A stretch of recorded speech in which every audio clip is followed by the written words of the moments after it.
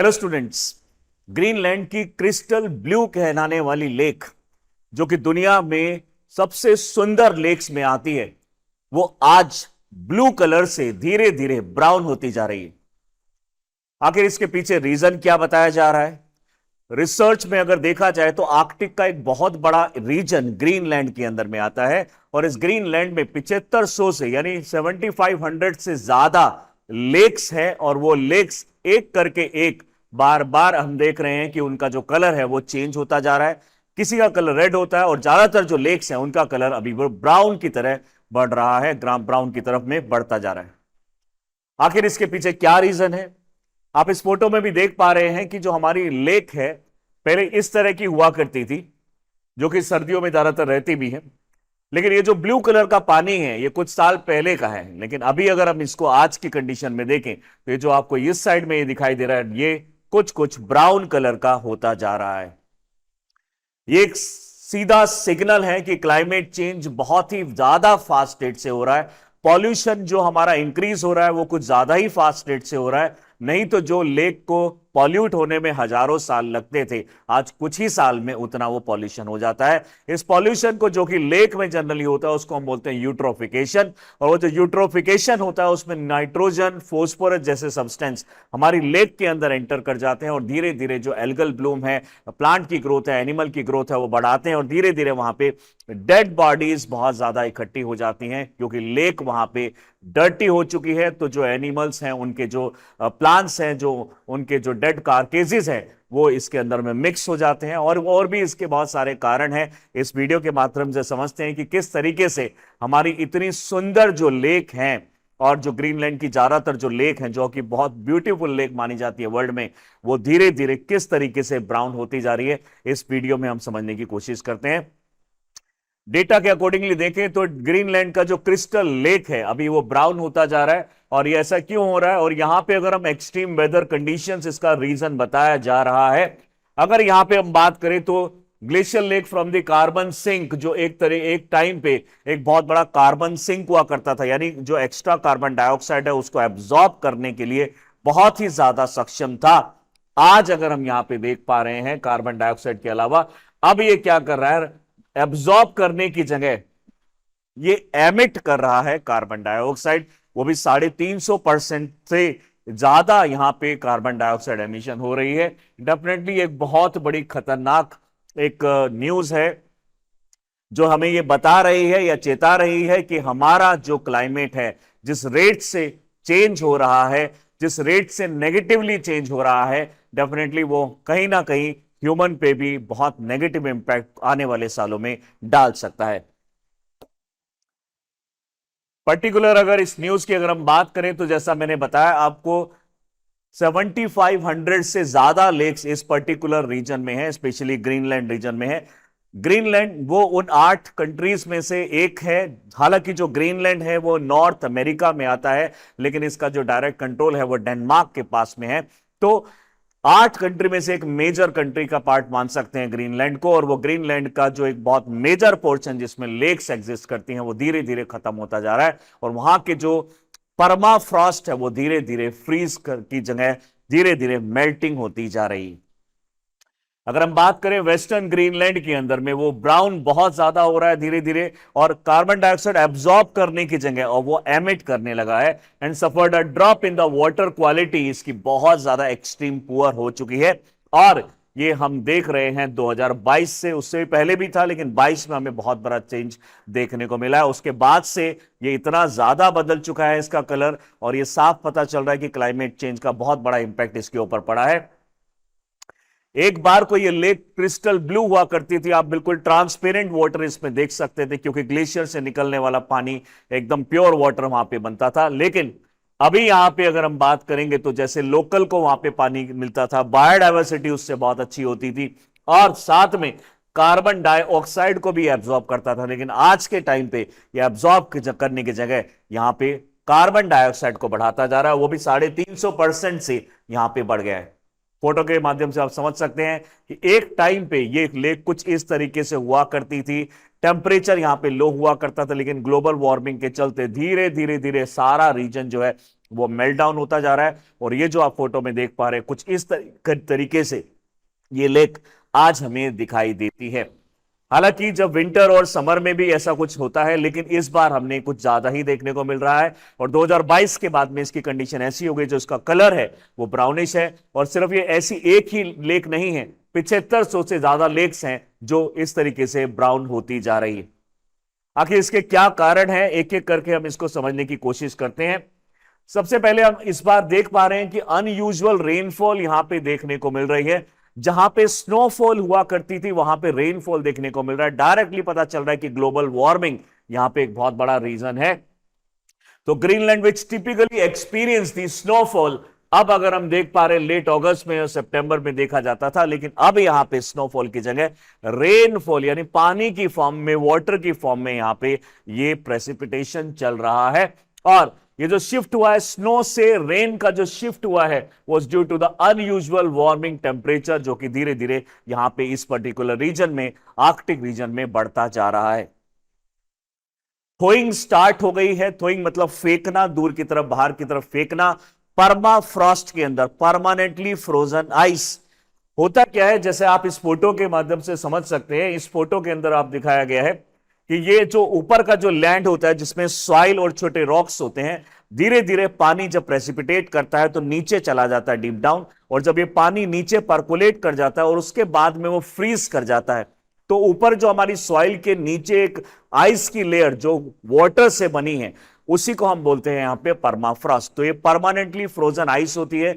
अब इसके ऊपर सॉइल आ चुकी है और सॉइल के ऊपर छोटे छोटे प्लांट्स यहां पे सर्वाइव करते हैं, ग्रो करते हैं। बट कभी कभी ऐसा देखने को मिलता है कि अंदर की जब ये आइस मेल्ट करने लग जाती है, तो आप जानते हैं कि जो आइस होती है उसका वॉल्यूम ज्यादा होता है पानी से। तो डेफिनेटली अगर कहीं पे मान लीजिए ये हमारे पास एक आइस है, ये पूरा एक रीजन है जहां पे नीचे हमारी आइस है, और ये पूरा का पूरा जो आइस है अगर ये वाटर में कन्वर्ट हो जाएगा तो डेफिनेटली यहां पे वॉल्यूम अब ये कम कैप्चर करेगा। पहले पूरा का पूरा इसमें वॉल्यूम कैप्चर कर रहा था, अब ये सिर्फ इतना ही पार्ट इसमें कैप्चर कर रहा है। तो ये वाला जो गैप है ये हमारा एम्प्टी रह जाएगा।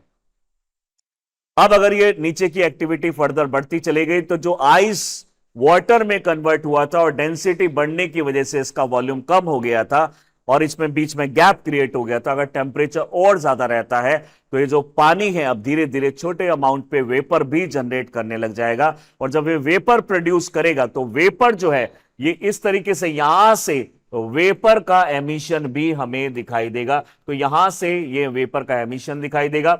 और जब वेपर होगा, वेपर का आप जानते हैं कि प्रेशर ज्यादा होता है, तो टेम्परेचर की वजह से धीरे धीरे वेपर बन रहा है। और जो वेपर प्रेशर है वो ऊपर की तरफ, जो हमारा जो सॉइल है, या फिर ऊपर की तरफ आप बोल सकते हैं जो हमारे पास लैंड वाला पार्ट जहां पे ग्रासेस है, इसके ऊपर प्रेशर लगाता है। और कभी कभी ऐसा होता है कि यहां से एकदम से ब्लास्ट हो जाता है और उसी ब्लास्ट को हम बोलते हैं थोइंग प्रोसेस। तो परमाफ्रॉस्ट के अंदर में जब थोइंग स्टार्ट हो जाए तो समझ लीजिएगा कि जो हमारी जमीन के नीचे या मिट्टी के नीचे जो आइस जमी हुई है वो बहुत फास्ट रेट से मेल्ट हो रही है, बहुत फास्ट रेट से वेपर में कन्वर्ट हो रही है, और वो बहुत फास्ट रेट से वेपर प्रेशर जनरेट हो रहा है। और वो प्रेशर से वो ऊपर की जमीन भी कई बार फट जाती है, और उसी का रिजल्ट आप इस फोटो में देख पा रहे हैं। कुछ इस तरीके से जो स्ट्रक्चर था ये टूटने की वजह से ये पार्ट यहां से डिटैच हो गया है। और जब ये सारा मटेरियल, जिसमें ग्रासेस भी हैं, डेड बॉडीज भी हैं, एनिमल्स की, प्लांट्स की, इन सब की, ये सब धीरे धीरे जब पानी में जाके मिलेंगी तो ये आप देख पा रहे हैं, ये कुछ इस तरह का जो मंजर है यहां पे देखने को मिल रहा है। तो अंदर की जो आइस है वो धीरे धीरे ये पानी में एंटर करती चली जाएगी, और जब ये पानी में एंटर करेगी तो ये इसको एक ग्रीन, जो ब्लू का पानी है, ब्लू कलर का जो ट्रांसपेरेंट में पानी दिखाई दे रहा है, वो जो पानी है वो कन्वर्ट हो जाएगा धीरे धीरे ब्राउन में या फिर रेड कलर में। साथ ही यहां पे फाइटोप्लैंक्टन्स भी बहुत सारे जनरेट होते हैं, जूप्लैंक्टन्स भी बहुत सारे जनरेट होते हैं, जिनका कलर भी रेडिश ब्राउन होता है। तो उसकी वजह से भी यहां पे ब्राउन हो जाता है। तो सॉइल का मिल जाना, डेड बॉडीज का यहां पे मिल जाना, क्योंकि जो ऊपर की लेयर है वो पानी पे मिल चुकी है, अब यहां पे जब ये मिलेंगे, प्लस में फाइटोप्लैंक्टन्स को एक सूटेबल टेम्परेचर मिलने पे ज्यादा ग्रोथ हो जाती है, और जब ज्यादा ग्रोथ हो जाती है जो ब्राउन कलर के फाइटोप्लैंक्टन्स है वो पानी को भी, या फिर जो रेड कलर के फाइटोप्लैंक्टन है वो पानी को भी रेड या ब्राउन कलर का कर देते हैं। और डेफिनेटली थ्रोइंग में आपका जो कार्बन, डेफिनेटली जो इसके ऊपर जो लिविंग ऑर्गेनिज्म, ऑर्गेनिक मैटर है, उसमें कार्बन प्रेजेंट होगा, आयरन प्रेजेंट होगा। प्लांट्स में मैग्नीशियम भी बहुत ज्यादा क्वांटिटी में होता है, और बहुत सारे अदर एलिमेंट्स जब पानी में मिल जाएंगे तो डेफिनेटली ये इसका कलर भी चेंज कर देंगे।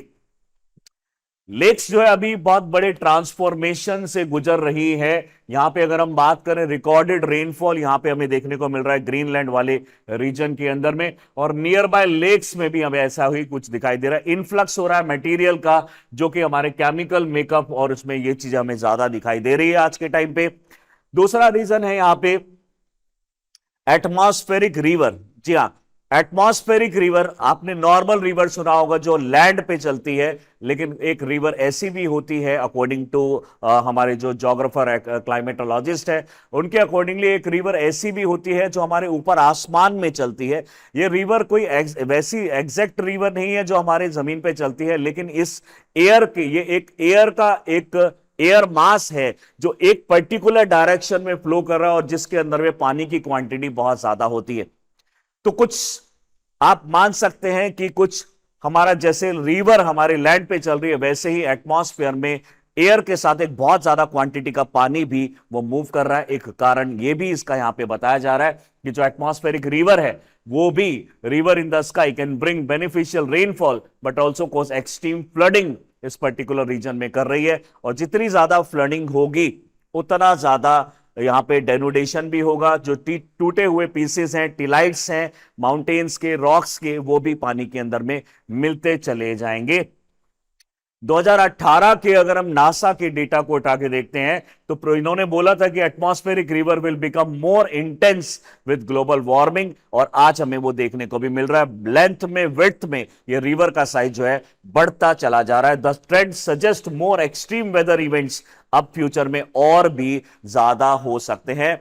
उन्होंने चेताया भी था, उन्होंने अलर्ट भी किया था, और ये चीज आज हमें 2025 में दिखाई भी दे रही है, और 2022 से इसके सिग्नल भी हमें देखने को मिले थे। तो ये जो हमारी एटमॉस्फेरिक हमारी जो रिवर है, तो आप देख पा रहे हैं ये एक वार्मिंग प्रेसिपिटेशन जो हो रहा है, और वो एक डायरेक्शन में जब हमारे पानी चलता है अकॉर्डिंग टू नेशनल जो हमारी ऑर्गेनाइजेशन है एटमॉस्फेयर की, उसके अकॉर्डिंगली एक लॉन्ग नैरो बैंड जब एटमॉस्फेयर में पानी का चलता है तो उसी को हम एटमॉस्फेरिक रिवर के नाम से जानते हैं। ये एक बहुत बड़ा कारण यहां पे बताया जा रहा है। तो यहां पे ट्रांसफॉर्मेशन हो रहा है। यहां पे अगर हम देखें तो ग्रीनलैंड के अंदर में हमारा स्नोफॉल की जगह रेनफॉल स्टार्ट हो गया है। परमाफ्रॉस्ट वाली कंडीशन इस रीजन में देखने को मिल रही है। एटमॉस्फेरिक रिवर वाली कंडीशन हमें ग्लोबल वार्मिंग की वजह से देखने मिल रही है। हमें डेनुडेशन प्रोसेस, डेनुडेशन का मतलब है रॉक्स जो है केमिकल, बायोलॉजिकल या फिजिकल किसी प्रोसेस की वजह से टूट के जब वो बाहर नीचे की तरफ आ जाते हैं तो उसको हम बोलते हैं डेनुडेशन प्रोसेस। तो ये एक बहुत बड़े कारण है। अगर इसके यहां पे अगर हम इंपैक्ट की बात करें तो 7 मिलियन डेथ यहां पे एयर पॉल्यूशन से हो सकती हैं, होती हैं, और 2030 तक लगभग 2 से लेकर 4 बिलियन डॉलर का यहां पे खर्चा भी, लॉस भी हो सकता है। 2.5 लाख डेथ 2030 तक होने की आशंका है। अगर इस तरीके से ये चला तो डेफिनेटली एक बहुत बड़ा हमें वेक्टर बॉर्न डिजीज, मलेरिया और इस तरह की प्रॉब्लम्स देखने को मिलेगी, क्योंकि जो इंसेक्ट्स होते हैं वो नॉर्मल टेम्परेचर में ज्यादा जर्मिनेट करते हैं, और जो वहां पे ह्यूमिड टेम्परेचर होता है वहां पे ज्यादा जर्मिनेट करते हैं, और इस वजह से हो सकता है कि वेक्टर बॉर्न डिजीजेस भी और उनकी नंबर्स भी यहां पे पेशेंट के बढ़ जाएं। अगर हम पुराने अगर उसके बात करें तो यहां पे क्या हमें देखने को मिल रहा है, तो what was the impact, dramatic change हमें जो लेक कैरेक्टरिस्टिक में देखने को मिले हैं। हमें देखने को मिला है कि जो ऑर्गेनिक कार्बन का जो इन्फ्लक्स है, यानी जो एंट्री है लेक्स के अंदर में, वो बढ़ती जा रही है, और ये तभी होगा जो मैंने अभी रीजन बताया है, ग्लोबल वार्मिंग, और इसकी वजह से फिजिकल, केमिकल या फिर बायोलॉजिकल प्रॉपर्टीज भी हमारी लेक्स की बदलती जा रही हैं। जुलाई 2023 तक यहां पे lake showed visible sign of the change. अब यहां पे कलर, ऑर्डर, टेस्ट सब कुछ यहां पे 2022 से बहुत ज्यादा बदला हुआ है। Water quality, no doubt water quality ऐसी कंडीशन में बहुत ज्यादा डिग्रेड कर जाती है। अगर हम यहां पे बोले तो यहां पे ट्राई हेलोमीथेन्स यहाँ पे बन रहे हैं। हेलोमीथेन्स जो होते हैं, मीथेन CH4 जो ग्रुप होता है वो यहाँ पे मिल रहा है, और ये तभी मिलता है जब यहाँ पे कार्बन भी मिलेगा, हाइड्रोजन भी मिलेगा, और ऑर्गेनिक वेस्ट जो है उसका डिकम्पोजिशन जब स्टार्ट होता है तब मेथेनोजेंस जो है उस पर काम करते हैं बैक्टीरिया, और उसको ऑर्गेनिक वेस्ट को मीथेन में कन्वर्ट कर देते हैं। पोटेंशियली ये कार्सिनोजेनिक साबित हो सकता है, यानी कैंसर भी कोस कर सकते हैं इस तरह की एजेंट। तो डेफिनेटली खतरनाक और बहुत ही यानी थ्रेटनिंग ये न्यूज हमें अभी देखने को मिल रही है। बाय प्रोडक्ट अगर हम बात करेंगे, अब इसके ट्रीटमेंट में उतना ही ज्यादा क्लोरीन यूज करना पड़ेगा, और क्लोरीन भी हमारी बॉडी के लिए बहुत ज्यादा अच्छा नहीं होता है। अगर हम बात करें तो यहां पे जो हमारा यूट्रोफिकेशन है, जैसा मैंने बताया कि जब कोई इंडस्ट्री हमारे किसी लेक या पॉन्ड के आसपास होती है, या फिर कोई एग्रीकल्चर फर्टिलाइजर पेस्टिसाइड्स ये सब यूज करता है, मैन्योर यूज करता है, या फिर इंडस्ट्रियल वेस्ट होता है, या फिर ह्यूमन वेस्ट होता है, वो सारा वेस्ट धीरे धीरे जब पानी के अंदर में एंटर करता है, स्पेशली नाइट्रोजन फोस्फोरस, तो धीरे धीरे किनारों पे यानी लेक्स के किनारों पे धीरे धीरे प्लांट्स और एनिमल्स आने लग जाते हैं। स्पेशली जो ऐसे एनिमल्स होते हैं जो लैंड और वाटर दोनों में रह सकते हैं, वैसे हमारे जो एनिमल्स हैं, प्लांट्स हैं, वो हमें यहां पे दिखते हैं। स्पेशली एनिमल्स ऐसे बनते हैं, प्लांट्स धीरे धीरे बनने लग जाते हैं, और धीरे धीरे ऊपर एक लेयर बन जाती है हमारी यहां पे एल्गल ब्लूम की। एल्गल ब्लूम कुछ टाइम बाद यहां पे इतना ज्यादा थिक हो जाता है कि सनलाइट भी ठीक से पेनिट्रेट नहीं कर पाती, और अंदर के जो प्लांट्स और एनिमल्स है उनकी डेथ होने लग जाती है। और जब उनकी डेथ होने लग जाएगी तो डेफिनेटली वो आ जाएंगे ग्राउंड पे, और जब वो ग्राउंड पे आ जाते हैं, ग्राउंड पे यहां पे बैक्टीरियाज होते हैं। बैक्टीरियाज क्या करते हैं, इन ऑर्गेनिक मैटर को और डिकम्पोज करने की कोशिश करते हैं, जिसके लिए उनको चाहिए होता है BOD, बायोलॉजिकल ऑक्सीजन डिमांड। तो वो ऑक्सीजन यानी जो बैक्टीरियाज हैं इस ऑर्गेनिक वेस्ट को डिकम्पोज करने के लिए उनको ऑक्सीजन जो चाहिए वो लेकर कहां से आएंगे, क्योंकि ऊपर से तो हमारे एल्गल ब्लूम यहां पे पूरा थिक लेयर बना दिया है, तो वो डिसॉल्व्ड ऑक्सीजन को यूज करते हैं। डिसॉल्व्ड ऑक्सीजन यूज करके बैक्टीरिया हमारे ऑर्गेनिक वेस्ट को डिकम्पोज करते हैं, और ऐसे में जो डिसॉल्व्ड ऑक्सीजन है उसकी भी कमी हो जाने की वजह से फर्दर और डेथ हो जाती है लेक्स के अंदर में, और लेक जो है अपनी डेथ की तरफ में बढ़ जाती है। उस स्टेज को, उस पॉल्यूटेड लेक वाली स्टेज को हम यहां पे यूट्रोफिकेशन का नाम देते हैं। अगर हम बात करें और क्या क्या इंपैक्ट, जो सन पेनिट्रेशन है वो डेफिनेटली कम हो गया है। तो यहां पे जो फाइटोप्लैंक्टन यानी जो पानी में रहने वाले छोटे छोटे प्लांट्स हैं जो सनलाइट से अपना जीवन बिताते हैं, डेफिनेटली उनको सनलाइट प्रॉपरली यहां पे नहीं मिल पाएगी। बड़े एनिमल जिसको ऑक्सीजन और सनलाइट चाहिए होती है उनको भी नहीं मिल पाएगी। धीरे धीरे लेक जो है वो डिग्रेड होती चली जाएगी। कार्बन एब्जॉर्प्शन यहां पे कम होगा, क्योंकि जब सनलाइट ही ठीक से एंटर नहीं कर पा रही, ऑक्सीजन ही एंटर नहीं कर पा रही, तो कार्बन डाइऑक्साइड भी इसके अंदर में एंटर नहीं कर पाएगी, और धीरे धीरे एल्गल ब्लूम होने की वजह से, और यहाँ पे जो ब्राउनिश ये कलर होने की वजह से, ग्रीनिश कलर और रेडिश कलर होने की वजह से, यहाँ पे जो अलग अलग हमारे एल्गल ब्लूम्स, यहाँ पे फाइटोप्लैंक्टन यहाँ पे जो जर्मिनेट हुए हैं उसकी वजह से यहाँ पे प्रॉब्लम्स यहाँ पे बढ़ती चली जाएगी, और ये कार्बन सिंक की जगह कार्बन का ही सोर्स बन जाएगा। और अगर हम यहां पे बात करें तो धीरे धीरे यहां पे शार्प डिक्लाइन जो है, यहां पे जो इसका सिग्निफिकेंस की अगर हम बात करें तो यहां पे sharp decline in land based carbon absorption यहां पे हमें देखने को मिल रहा है। तो एक तरीके से अगर हम बात करें, यानी इस तरह की लेक्स हमारे लिए क्यों जरूरी है, इस तरह की लेक्स हमारे लिए इसलिए जरूरी है क्योंकि बाकी जो रिसोर्सेज है उसको भी हम कम करते जा रहे हैं, तो कुछ ना कुछ तो रिसोर्स आपके पास रहना चाहिए जो कार्बन डाइऑक्साइड को ठीक से एब्जॉर्ब कर सके। वो लेक्स भी अगर डिग्रेड होगी तो डेफिनेटली हमारा जो पॉल्यूशन है उसको कौन एब्जॉर्ब कर पाएगा, कार्बन साइकिल को, वाटर साइकिल को, ऑक्सीजन साइकिल को, नाइट्रोजन फोस्फोरस साइकिल को कौन मेंटेन कर पाएगा। तो फॉरेस्ट, प्लांट, सॉइल ये पहले से ही बहुत ज्यादा फास्ट रेट से डिग्रेड हो रहे हैं। अब पानी भी, यानी जो हमारी प्योरेस्ट लेक्स कहलाई जाती थी वो भी धीरे धीरे खत्म होती जा रही हैं। 0.23 से लेकर 0.65 गीगा टन ऑफ कार्बन जो है एब्जॉर्ब किया गया था, जो कि 2003 से अगर हम देखा जाए तो डेफिनेटली लोएस्ट लेवल है 2003 से, यानी 2003 में जितना किया गया था उससे भी कम कार्बन डाइऑक्साइड अभी हम एब्जॉर्ब कर पा रहे हैं, जो कि 3 टाइम्स हमारे पास्ट डेकेड से कम है। तो डेफिनेटली एक बहुत बड़ा लॉस होगा अगर ये हमें नहीं मिलता है। और अगर हमें लेक्स बहुत अच्छी मिल जाती है और उनका कोई डिग्रेडेशन नहीं होता तो ये सारा जो है ये एब्जॉर्ब कर लेगा हमारा कार्बन सिंक, और जो हमारी लेक्स हैं स्पेशली क्रिस्टल ब्लू जैसी लेक्स जो हैं वो एक बहुत अच्छा एब्जॉर्बर साबित होती हैं।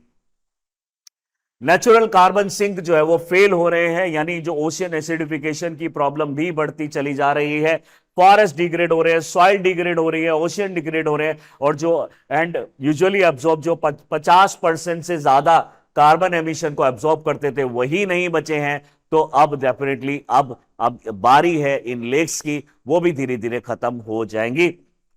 As these sink becomes less effective or even reverse role turning into carbon sources, the ability to regulate atmospheric carbon dioxide is severely compromised. Definitely बहुत बड़े लेवल पे कॉम्प्रोमाइज तो हो रही है।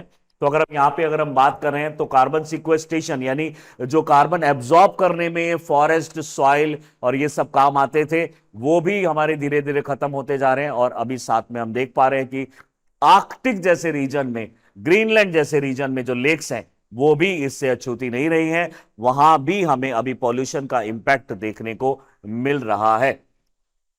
Acceleration of the climate change अगर हम यहां पे बात करें, with natural absorption weakening, natural तो वीक कर रहा है और मैन मेड एमिशन जो है वो हमारा बढ़ता जा रहा है, यानी एब्जॉर्प्शन कम हो रहा है, मैन मेड एमिशन बढ़ता जा रहा है। तो प्रॉब्लम है यहां पे। अगर हम बात करें तो कार्बन एमिशन जो है वो हमारा काफी हद तक बढ़ रहा है। जैसे कि अगर हम 41.16 बिलियन जो मैट्रिक टन है वो 2024 में एमिट हुआ, जबकि 2023 में 40.6 ही कार्बन बजट हमारे पास था। कार्बन बजट का मतलब है, नॉर्मली जैसे आप बजट समझते हैं कि जब भी कोई चीज आपको खरीदनी है तो उसके लिए आप एक बजट डिसाइड करते हैं, ऐसे ही कितना पॉल्यूशन हम एमिट करें जो हमें ज्यादा इंपैक्ट ना पड़े, उसी को हम कार्बन बजट बोलते हैं। कार्बन बजट जो है 2023 में हमारा इतना हुआ था, और अगर हम वहीं पे 2024 देखें तो ये और ज्यादा बढ़ गया है, यानी कम होने की बजाय और बढ़ गया है। तो डेफिनेटली एक बहुत बड़ी प्रॉब्लम है, और इसका बहुत बड़ा रीजन है जो हम बहुत पास से जो हमारे कन्वेंशनल सोर्सेज ऑफ जो रिसोर्सेज हम यूज कर रहे हैं वो, जैसे कि फॉसिल फ्यूल, ये इसका बहुत बड़ा कारण है। तो इस तरह की जो लेक्स हैं ये पहली बार नहीं है कि इतनी बड़ी बड़ी जो लेक्स हैं वो डिग्रेड हो रही हैं, उनका पॉल्यूशन बढ़ता चला जा रहा है और उनका जो कलर है वो चेंज हो रहा है। पहले भी हमने रेड सी में देखा कि रेड सी के अंदर में भी वहां पे डाइनोफ्लैजिलेट्स और बहुत सारे एल्गल ब्लूम आ गया जिसकी वजह से उनका कलर रेड हो गया। मेडिटेरेनियन के अंदर भी हमें कुछ ब्राउनिश आयरन के पार्टिकल्स दिखाई देते हैं। तो धीरे धीरे हम देख रहे हैं कि वाटर बॉडी जो बहुत ज्यादा प्योर हुआ करती थी आज के टाइम पे वो धीरे धीरे खत्म होती जा रही है। ये खतरे की घंटी है कि हमारा पॉल्यूशन लेवल बहुत ज्यादा बढ़ गया है। क्लाइमेट चेंज, ग्लोबल वार्मिंग बहुत फास्ट रेट से हो रही है। तो जरूरत है कि हमें इस तरह के जो हमारे पॉल्यूशन है उसको कम से कम एमिट करें, ताकि इस तरह की जो प्योर लेक है वर्ल्ड की उसको तो एटलीस्ट हम यहां पे बचा सके और हमारे कार्बन डाइऑक्साइड को वो एब्जॉर्ब भी कर सके। इसी तरह की और भी अगर इंफॉर्मेटिव वीडियोस को अगर आप देखना चाहते हैं तो do subscribe our channel Chahal academy. Thank you.